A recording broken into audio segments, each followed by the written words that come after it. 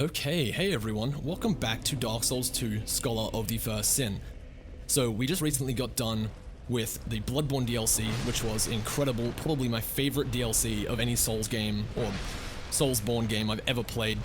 And honestly, the final act of it absolutely blew me away. The fishing hamlet had some annoying enemies, but all in all, it was pretty amazing. But anyway, we're back to Dark Souls 2 here, and all we have left to do really for the main game, I should say, well, vanilla, I just reference it as that because, I don't know, it's kind of just easier to say, is defeat the giants and, the giant memories, and then also Nishandra and the Throne Watcher and Defender. So there's not really much left for us to do at all. We just have to get through this and we'll be home free and we'll be able to play the DLC before Dark Souls 3 comes out, which is only in a few short months. And I honestly cannot contain my excitement for the end of the Dark Souls series, in a good way. Personally, I am crushed that the Dark Souls series is coming to an end because they're games that so many people love, but at the same time, I am extremely ecstatic and overexcited because, I mean, we're finally going to be getting some answers to questions that have plagued us about the Dark Souls series for years now, ever since 2011 when the game was first released. And, I mean, before that was Demon Souls, but let's face it, we're never getting answers to that because unless From Software pulls a miracle out from Sony, and they decide to do a Demon Souls 2, we're never going to get answers to Demon Souls, and I think that's a good thing, because Demon Souls has a lot, and I mean a lot of lore that has really good speculation built around it, especially since 2009, and I think, I don't know, answering a lot of those questions would kind of ruin it in some ways. But anyway, invaded by the Forlorn again, you can see here, and okay, I should explain why we're back in Brightstone Cove Seldora. So the reason we are back in Brightstone Cove Seldora is because after we killed the Duke's dear Freya, we went on to kill the Duke himself, the Duke of Seldora, and he dropped a key to the Brightstone Cove, I guess, armory or treasury or whatever it is, and that is where we're going right now. And there are a few items we need to pick up before we move on with the end of the game. And I don't know if I've mentioned it before, but I'm positive we've talked about the Forlorn in some respect. I'm just not sure if we've talked fully about his origin, or their origin rather, because, oh god, it's been so long since I've done a Dark Souls 2 video. It's been about at least a month now, and I've forgotten a lot, not of the lore, I haven't forgotten any of the lore per se, but I've forgotten like where we're up to, how much we've discussed, the things that have already been reached in these discussions. And I guess we can do a quick recap on who the Forlorn is. So the Forlorn are a bunch of invaders, or they could in fact be one entity sharing a hive mind, we don't know, but they are creations of Aldia's experiments. So I'm guessing that he was doing experiments on humanity and wait, this is something really familiar to me. I'm pretty sure we've already discussed this, but Aldia did experimentations on humanity and how to correct or course correct the curse of undeath. And in doing this, the Forlorn were created, and basically he took away their bodies, and they are formless wanderers that wear only armor. And they attack those that, honestly, I'm not sure why they attack us. Maybe it's because we are the next monarch, and that's what they were sent out by Aldia to do.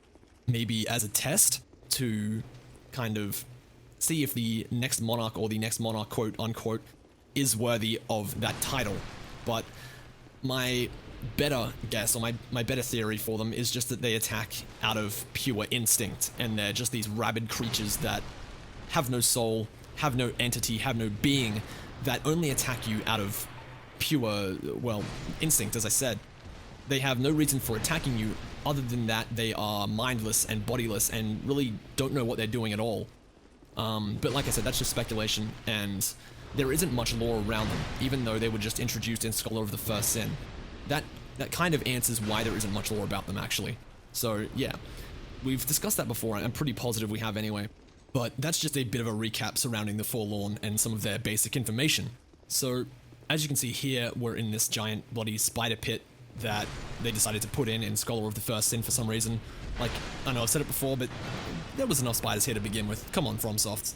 It was enough. There was like 7 or like 8 spiders in here before. You really needed to add like another 10. But anyway, so that door over there directly in front of me is the door that you can access with the Seldora key. Through this door, in a chest, will be the Black Knight Greatsword and a few other little goodies for you. I mean, there's only one more barrier between you and these items, and this is this other room filled with spiders.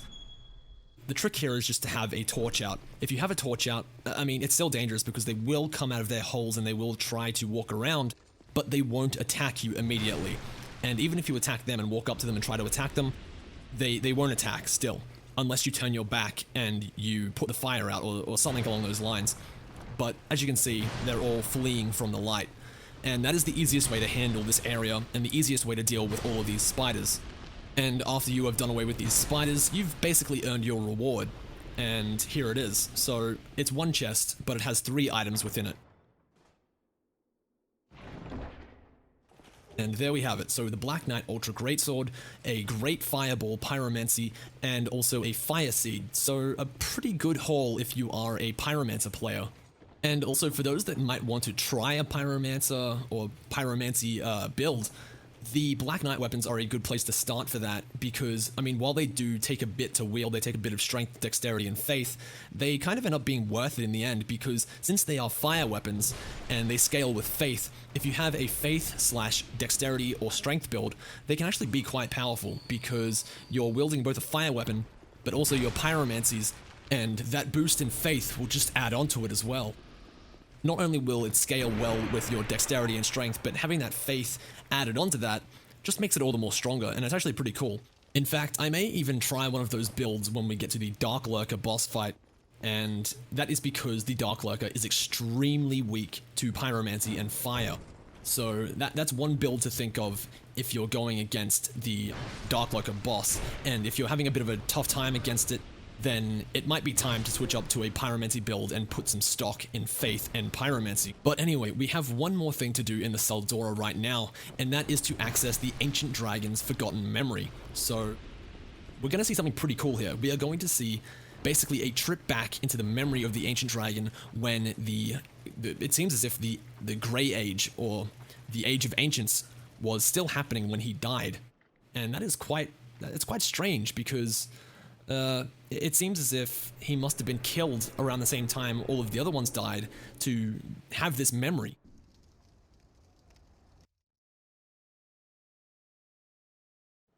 Okay, so for those that haven't seen this, I left the loading screen in for dramatic effect. I don't know, might have worked, might not have, who knows, up to you.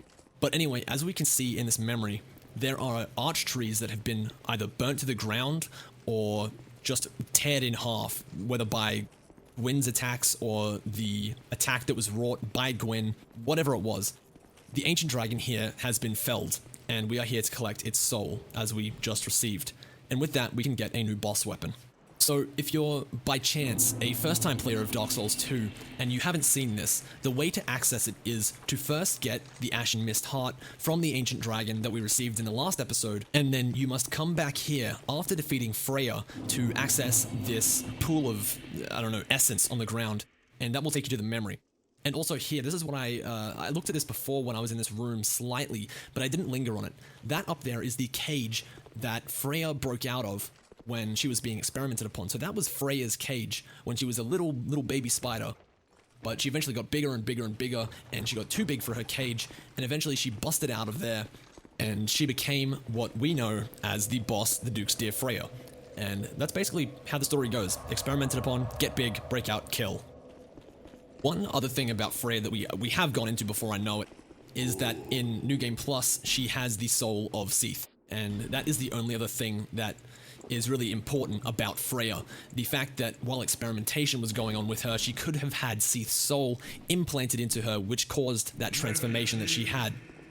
And I'm just trying to catch up here with what we're talking about and what we're doing, because I'm having to talk really fast just to get through this episode, because the editing has been done so that we finish this as soon as possible and we get through this episode as fast as possible. But basically what I'm doing is I'm buying poison arrows because that is the fastest way to take care of the giants in the giant memories that you come across when trying to get to the giant souls.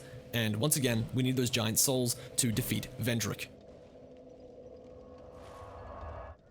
The first thing we need to get done in the Giants' memories is go into the first of them and talk to a fallen captain of the Drain Lake Guard named Captain Drummond.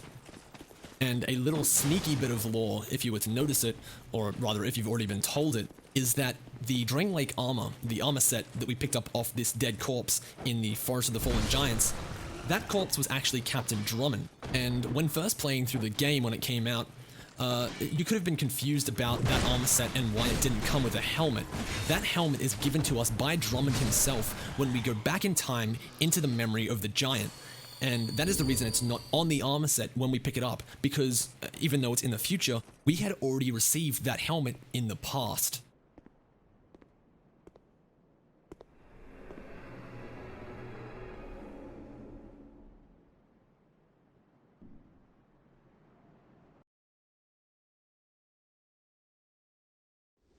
Welcome to the memory of Vamz Mir. This is the memory in which Captain Drummond was felled by the giants, so let's get his dialogue quickly here, before the memory expires. What are you doing here? You are not one of our soldiers, and I don't take you for a mercenary. Whoever you are, this is no battle to involve yourself in.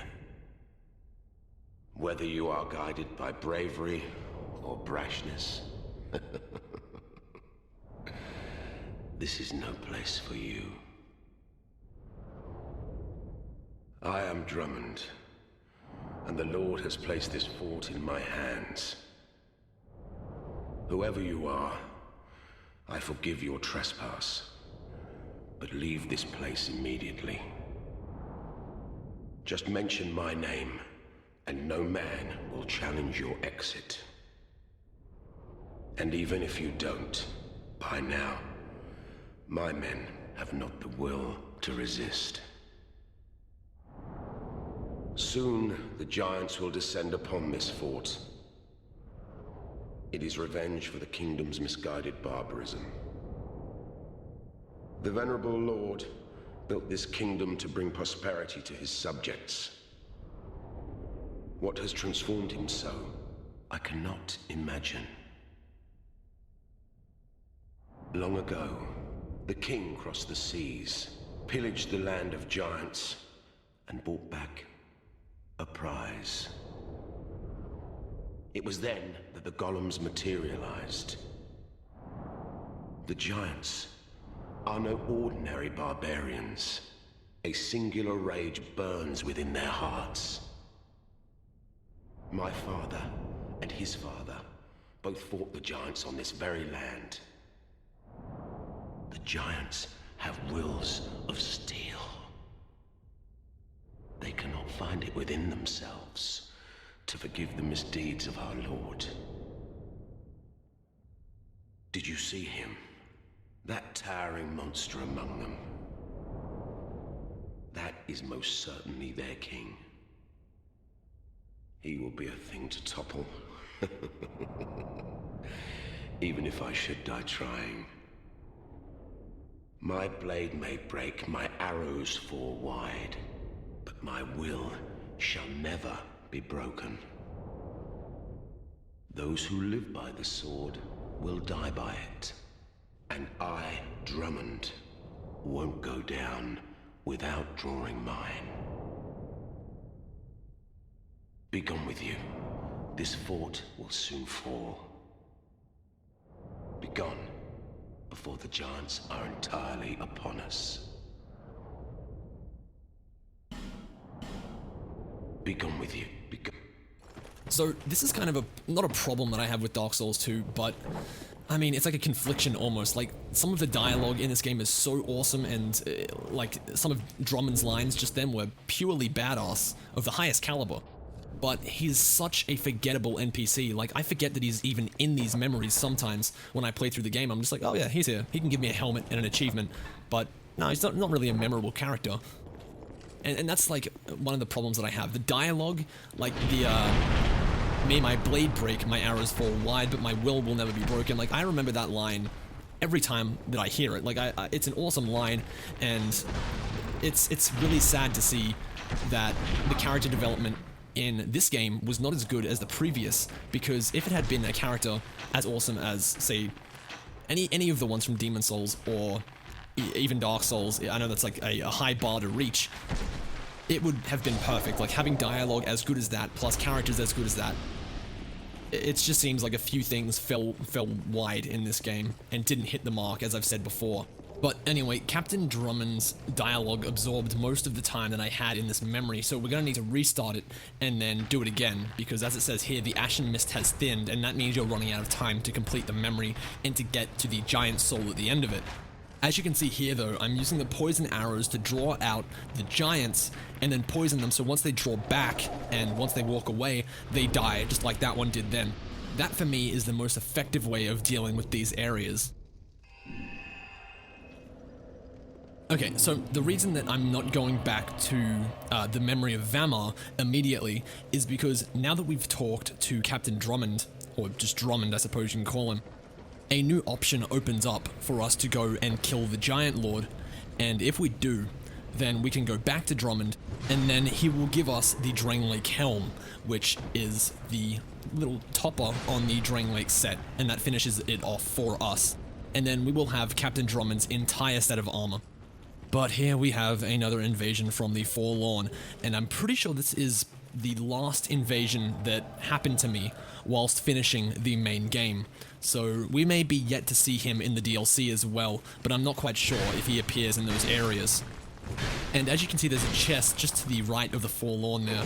I end up forgetting to pick that up because I get interrupted while recording and I end up having to go out and run an errand quickly, so unfortunately, I forgot to get that item. I'm not sure what it is because that was not there in the original game, but if someone can just, I don't know, tell me what it is in the comments, or if someone else wants to know in the comments what that item was, just go get it, and you'll know, because honestly, if it's not a big deal to get, I'm probably not going to backtrack just to pick up that one thing.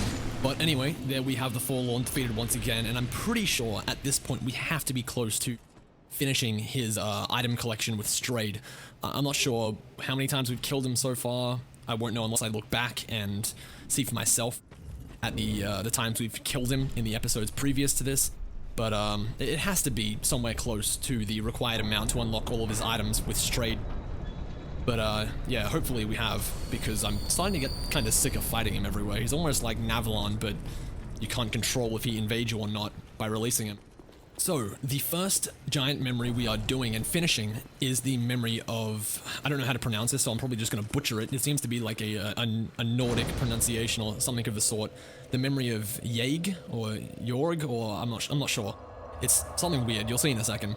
It starts with a J, anyway. But yeah, this is the memory where the giant lord resides.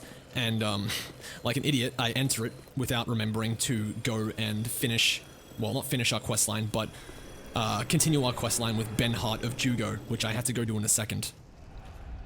So the reason I need to talk to Benhart is because if you don't talk to him, his summon sign does not show up here. Only Captain Drummond's does, and you need to summon him in the memory of Yeg, Jorg, whatever it is. Well, you don't need to summon him here, you just need to summon him 3 times to finish his questline, but summoning him here is one of the easiest ways to do it, because the Giant Lord is quite easy to take down. Other than the Giant Lord, you can always have Benhart face the Prowling Magus and Congregation like 3 times over, and then all you'll need to do is talk to him and exhaust all of his dialogue around the world of Drain Lake for his questline to be completed. Well, we meet again. What are you doing here? Who'd have thought we'd meet in a place like this? Fate just won't let us stay apart, will she?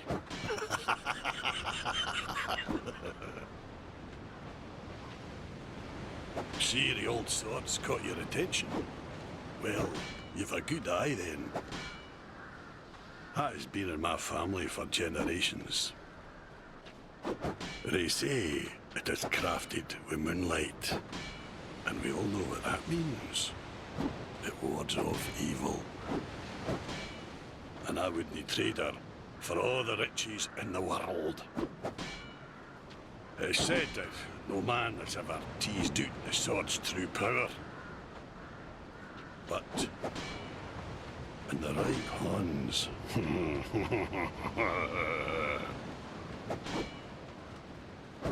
I see you've taken a liking to this, but if you then you will have to pry it from my cold hands.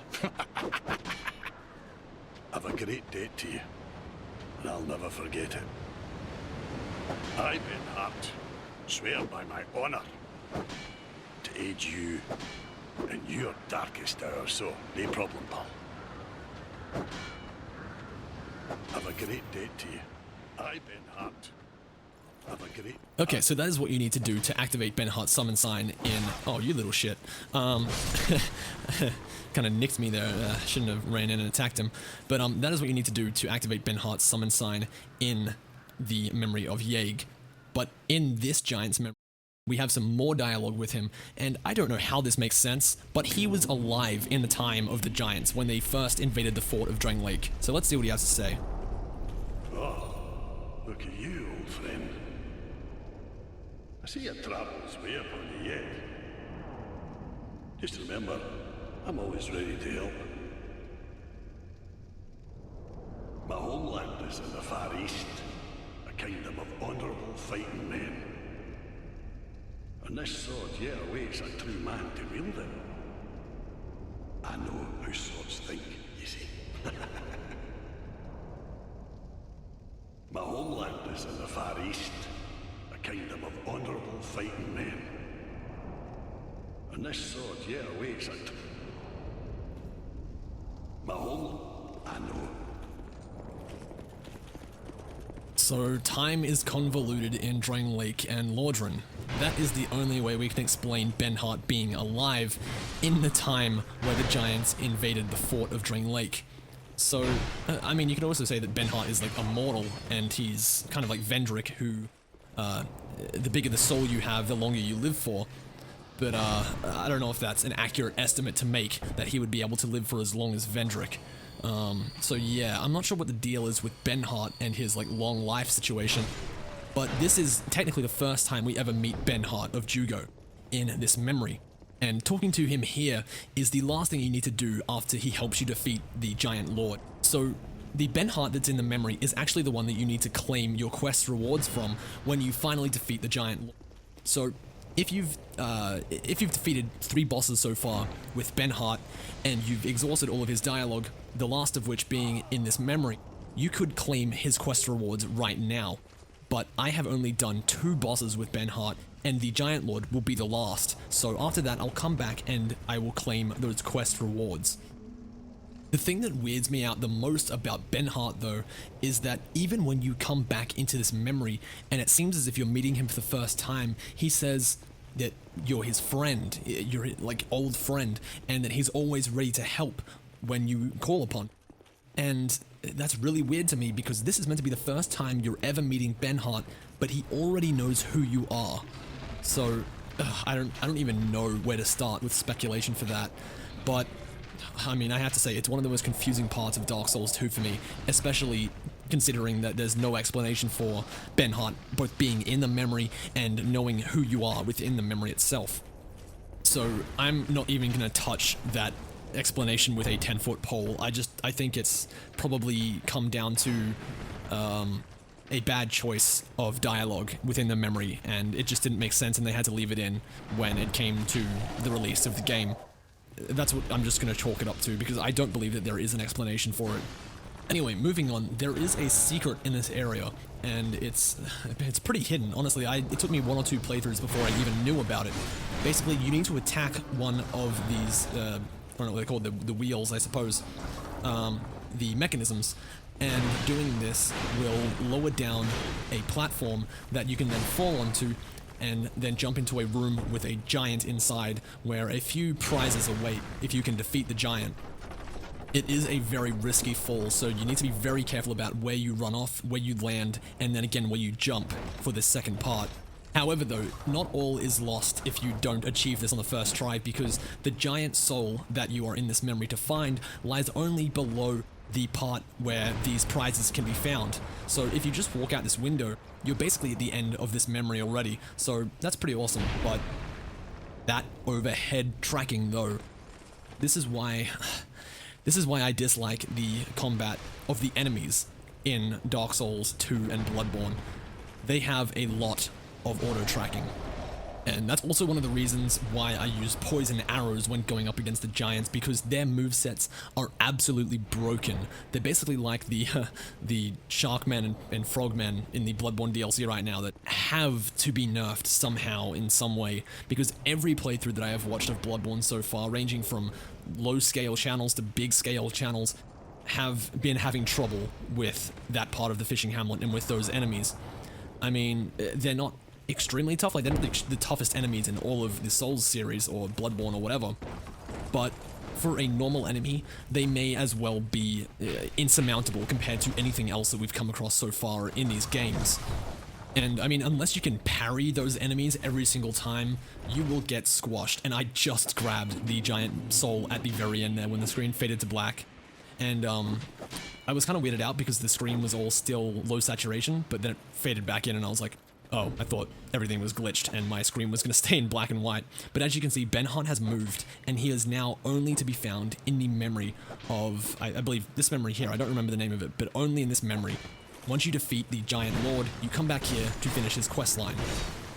Now, the biggest question that arises for me at this point with Benhart is, was he always real, or was he only in the memory this entire time? Because we never see him again outside of the memory, so has his questline been leading up to this, up to him being put back in the memory where he belongs? Because he may in fact be a ghost or a remnant of the war with the giants, and he may just be wandering around Drain Lake.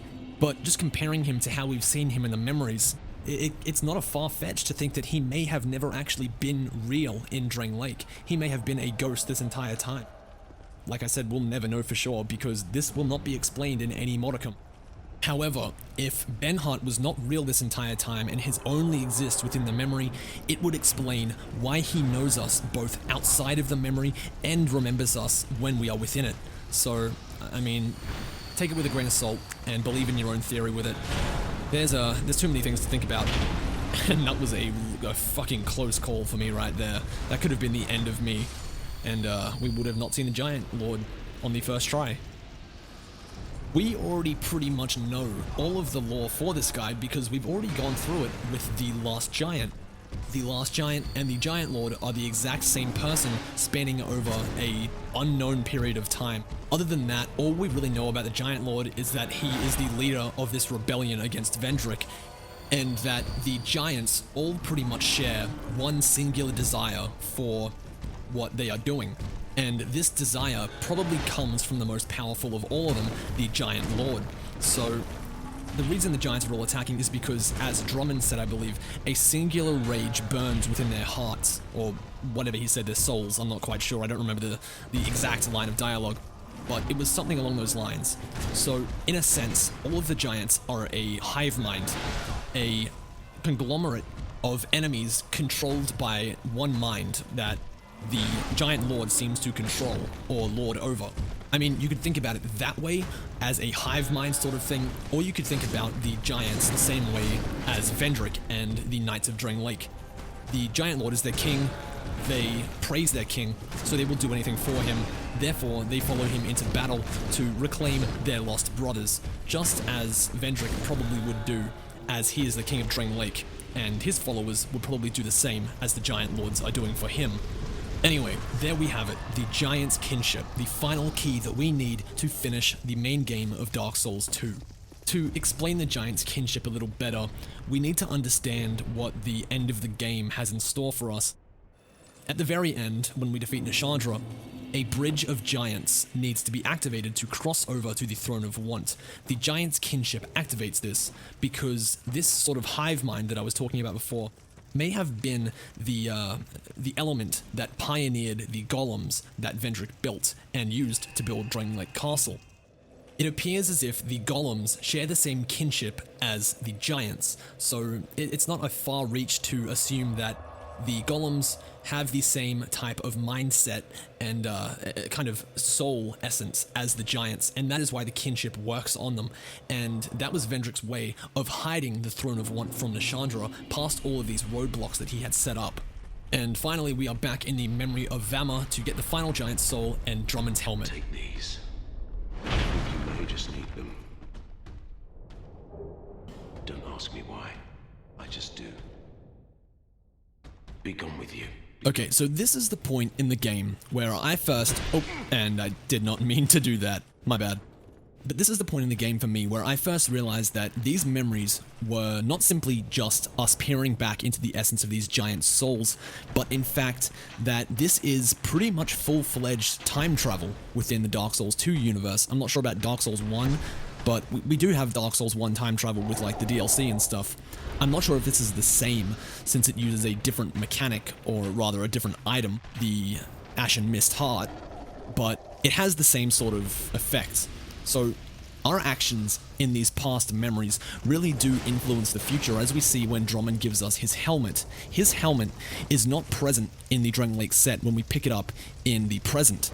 So that shows us that us acquiring this helmet in this memory affects the future by taking away that item from the set that we pick it up from, or rather the set that we get without the helmet. So our actions in this memory directly influence what happens in the future. That is basically full-on time travel, and this game doesn't really tell us that it is time travel. You just have to pick up the clues as you go, I suppose, in normal Dark Souls fashion. So anyway, if you are a player of Dark Souls or Dark Souls 2 more generally, and you haven't actually, I don't know, finished the game, or maybe this is like possibly one of the first playthroughs you're watching of it, and you're just trying to get into the game more and more, and hopefully these videos are helping you if that is the case. But if you don't know much about these giant memories and you haven't played through these areas yourself before, just know that they are completely optional. You only have to go into, well, sorry, one of these areas is mandatory. Two of them are completely optional. Now, most of you that have played Dark Souls 2 will know this, and I just respect the fact that some people watching this may not have played this game yet, or may not have done these giant memories, and this is just for those people. So, the thing with the giant memories is that the only one that's mandatory is the memory with the giant lord. The other two only serve as a way to lower Vendrick's defense points when you go and fight him. Right now, Vendrick's defense points are put up by a drastic amount, and collecting giant souls and having them in your inventory, don't use them, just have them in your inventory. That will bring his defense down to a normal amount, and any weapon you use will deal its normal range of damage to him. To get all those souls, complete all the giant memories, and then also defeat the giants under the Black Gulch, and then also kill the ancient dragon. Okay, so back in Majula, I just took a quick break to get myself refreshed on finishing this episode. And while I was taking a bit of a break, I was just searching eBay for some Dark Souls 2 stuff, because I never actually bought the Collector's Edition for Dark Souls 2. I just got the Steelbook Black Armor Edition without the Collector's Edition figurine. And this whole time I've just been wanting that figurine more and more and more, because now that Dark Souls 3 is coming out with the Red Knight figurine, I feel like I'll be missing out not having that Farum Knight figurine from Dark Souls 2. So I went on eBay, decided to look up sellers in my area that were possibly selling it, or selling it with something else, maybe the game and what have you, and you will not believe what I found. I found someone in my area selling not only the Farum Knight statue in box, but along with it, for such a crazy low price, they were selling the Black Phantom Edition of Demon Souls, mint condition, pretty much, anyway, and the limited edition of Dark Souls, the original. So, not the Prepare to Die edition, the original limited edition when it was first released. Now, I'll explain what's so great about those editions in a second, but the price for those was 270 Australian dollars. Keep in mind that is a bargain when I start talking about how much they cost individually. So just for reference and comparison, in USD, that is probably around $210. Or actually, now that I think about it, probably even less, considering the Australian dollar is doing fucking terribly at the moment. But anyway, starting off with the Demon Souls Black Phantom Edition. Bandai Namco has that on their Amazon store listed at $600. Sellers on eBay have it listed at around $200 in mint condition. For a pre-owned copy that is out of box and probably slightly damaged. Oh, and I'm also just buying the rest of the Forlorn set here so you can see it. And I'm just talking through this while I'm not really doing anything in the game at the moment. So, sellers that have a pre-owned copy of the Black Phantom Edition sell it for around $100 still. That is the price of the Dark Souls 2 Collector's Edition with the Farum figure in box at mint condition. After that, we have the very first Dark Souls limited edition release. So that is somewhat close to the same as the Black Phantom edition of Demon Souls, although it's a little less in price. But it is still a hefty price nonetheless. Now, I mulled this decision over for about probably a few hours, asked some friends if they thought it was worth it, and tried to rationalize this in the best way of spending almost $300 on games that I already own. But if you think that's crazy, let's put it into perspective. So each game is roughly $200 to $400 in price, or in Demon Souls' case, $600 in price, according to Bandai Namco. And I got it all for $300, so almost a quarter of the price that it could have been in the end if I were to buy them all singularly. And not to mention, the art books and soundtracks that come with these editions apparently sell by themselves for about $100, and I only really wanted the Farum Knight statue that came with the Dark Souls 2 collector set, but I saw this and it was just an opportunity too good to pass up, and I just had to have it, being a diehard fan of this series and what From Software does in general. Anyway, getting back to Dark Souls 2, I have one thing to do before we move on with the rest of, well, finishing the main game, and that is to quickly go back and talk to Ornifex and get our new weapon, which is the weapon we get from the soul of the ancient dragon. And man, this weapon has crazy scaling with strength and dexterity, so much so that it pretty much outdoes my greatsword even when I'm a strength build. If you provide a wondrous soul, I will create one thing of your choice. I require no payment this time. So, because we rescued Ornifex from the Shaded Woods, our first purchase is on the house, and I'm going to use that to buy, well, I'm just reading a few of the descriptions here for one, because this is, I'm pretty sure it's Velstart's weapon, yes, the Sacred Chime Hammer, so that just gives us a bit of information on kind of what happened to Velstart and how he became corrupted by the Dark, I suppose. And then this is the Spitfire Spear, which is from the soul of the Old Iron King. So, I don't really use any of these weapons per se. I don't really like boss weapons that much in Dark Souls 2. Some of them look fancy, but honestly they're not all that good. Except for this one being the exception for me, and possibly the Ruler's Greatsword as well. The Drakewing Ultra Greatsword, while helpful, it is not as good as the one next to it, which I'm purchasing in just a second. The one I'm purchasing has awesome scaling once maxed out to +5 with strength and dexterity. Come back again if you find another soul. So I'm going to equip that, we're going to use it for the rest of the game, and it will help us defeat the final bosses. And as you can see right there, without any leveling up at all, it already has an S scaling and dexterity. Leveling that up with Petrified Dragonbone just gives it better scaling and dexterity, plus better scaling in strength as well. And it just becomes incredible. And I basically level it up right here with Ornifex, and she's also a blacksmith. And I'm pretty sure I max it out, yeah. So just take a look at how crazy the stats get when I go into it. I'm using a quality build at the moment, and this is the most effective build to use with this weapon. So whilst the damage might not seem that amazing compared to other weapons like the Great Club that can do upwards of 600, this one does around, I think, 574 it said, with the stats that I have at the moment. That is pretty top notch, while not the best, still awesome. And that just gets better by the fact that it has a curved greatsword moveset, which is considerably faster than a normal greatsword. And even I forgot about this, so being away from Dark Souls 2 for so long has made me forget a lot of what we've done in these episodes so far. I forgot all about the fact that we have unfinished bosses. This episode will most likely end with the defeat of the Executioner's Chariot and talking to Twitchy Gren, who is the leader of the Brotherhood of Blood Covenant. Other than this, I'm pretty sure we only have 2 more unfinished bosses after this, not including the Dark Lurker, which will be saved for a video after we beat the main game of Dark Souls 2. Because by itself, the Abyss Covenant and the Dark Lurker have a lot of information to deal with, so I think that boss is better left for a singular video by itself. Anyway, a little bit of information behind the Executioner's Chariot and also Twitchy Gren before we get to them. So the Executioner's Chariot is just that. The Old Iron King would hold nightly hunts of undead here in the Huntsman's Copse, and any undead that weren't either enslaved or had escaped were put in the Undead Purgatory, which is a jail. But oh no, it's not just any normal jail. The Undead Purgatory is an executioner's grounds, where the Executioner's Chariot resides. The Executioner's Chariot was tasked with punishing all undead within the Purgatory by the Old Iron King for pretty much all of time. It's unknown why the Old Iron King hated the undead so much, probably just because it was a nuisance to the land and his entire kingdom was starting to rot because of it. That's the most likely scenario for that being the case.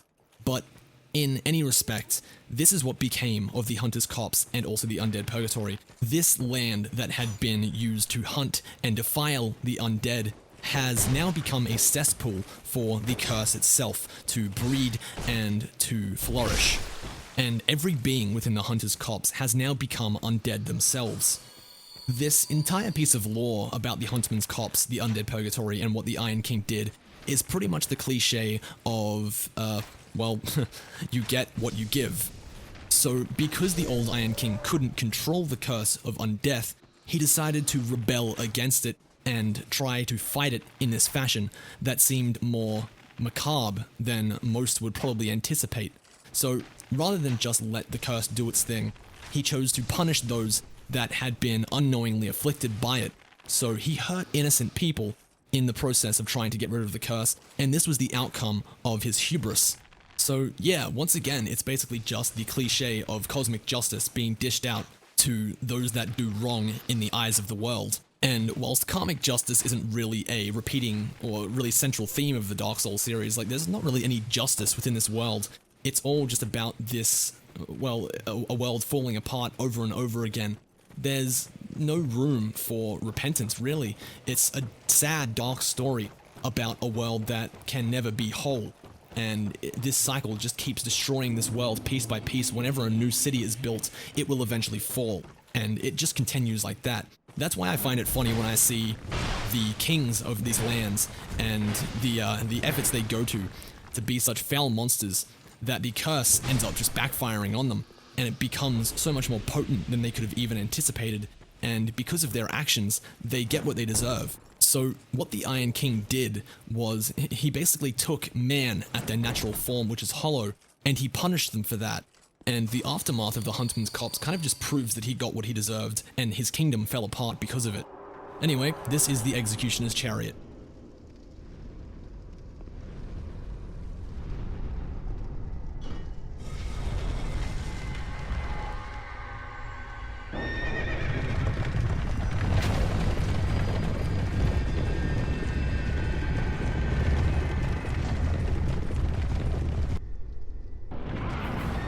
Alright, so for those that don't know how this fight works, basically the right way of doing it is getting all the way to the end of this circular room and pulling a switch that closes the gate on the Executioner's Chariot, forcing the horse to kick off its master and fight you one-on-one. That is the way to do it if you want to act like a hero. If you want to act like a pussy, as I'm about to do right now, just watch and learn. Or rather, if you already know how to do this tactic, I'm just going to fast forward and speed this up, because it takes quite a while to get the horse to a stage where you can kill this boss in one hit. So just consider this way of defeating the boss the cheese tactic. That's what it is referred to widely. The way to do it is to have a very strong bow, have a lot of dexterity, and a lot of arrows, and fire at the Executioner's Chariot when it comes around the corner. You can get 1 or 2 hits off at a time, and just wait for it to come around each time, and it takes a while, as I said, but not only is it possible, it's also the easiest way to defeat this boss. And that cannot be taken lightly enough. This boss can be a real bitch sometimes, especially when you get up close to it. The Executioner's horse has some of the weirdest hitboxes I've ever experienced, and you're fighting it in this extremely cramped corridor. So I would suggest just using this tactic if you don't want to try and, get killed over and over again for totally crap reasons. First of all, when you enter the area, you just want to kill a few of the skeletons and the first necromancer. Don't worry about the one all the way at the end, because the skeletons won't even attack you, and therefore they won't resurrect anywhere near you. So you don't have to worry about the one up the far end. Just kill the first one and then hide in the alcove that it was in and just shoot the chariot as it comes past, and it'll be over before you know it. Poison arrows can really help here, and they make this fight go a lot faster, but they're not necessary. You can do it just as easily with iron arrows or whatever else you want to use. Okay, so once the chariot stops running around the inner circle, it means it's time to go kill it once and for all. So run all the way to the far end of the corridor. There you will find the horse hanging off a ledge about to fall to its death. All it requires you to do is hit it one last time and the fight will be over. Using this tactic does elongate the fight by a long period of time, but it's also the safest way to complete this boss fight. If you tackle this boss head on, you have a pretty high chance of just getting killed outright, because if you get hit by the chariot itself while it's running around, it takes most of your health, and then you also have the skeletons to worry about as well. And then, not to mention the necromancers who just don't give a fuck and will resurrect said skeletons and send them after you again and again and again until you are dead. So, yeah. Easier to just avoid all of that and do it the way I just did it, because while it's a bit of a cheesy tactic, it's also the tactic that gets you killed the least. Because, I mean, do you really like running through all of those enemies just to get back here again and die the same way you did the first time? I didn't think so. So let's just end this right now.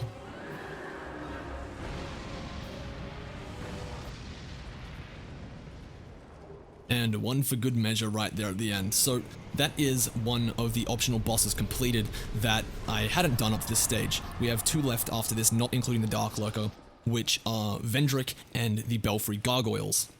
Now, if you were ever wondering what the statues to the right of me do here in this area, they're to do with the Brotherhood of Blood Covenant, and I can't remember what they do exactly, but they're to do with invading in that covenant and its PvP.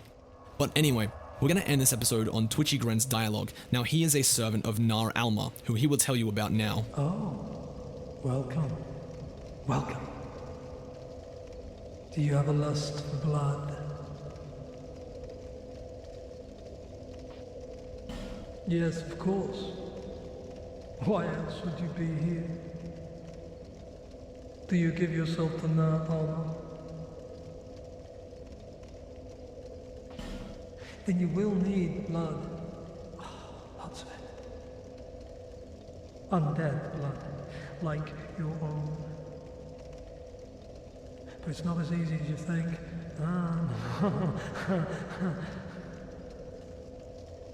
Well, what do you say? Join the Brotherhood of Blood?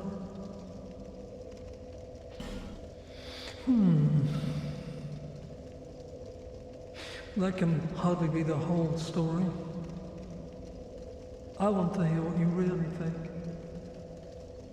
You want more than just a little blood. You want to be drenched in blood, mired in its foul stench. Am I right? Am I? Oh, just say that I'm right. Huh?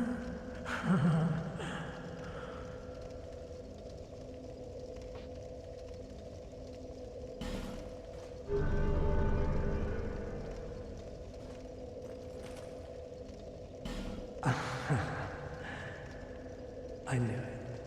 I knew it.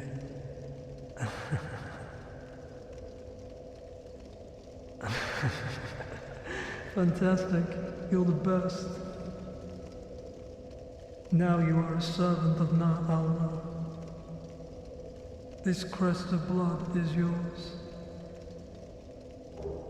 There. Another servant of blood is born. You will serve well. I just know you will.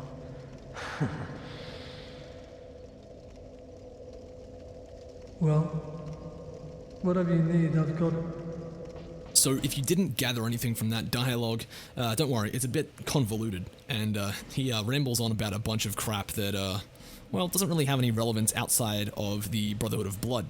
Basically, Nar Alma is a god, or a goddess. I'm pretty sure it's a god of blood, can't quite remember, don't remember.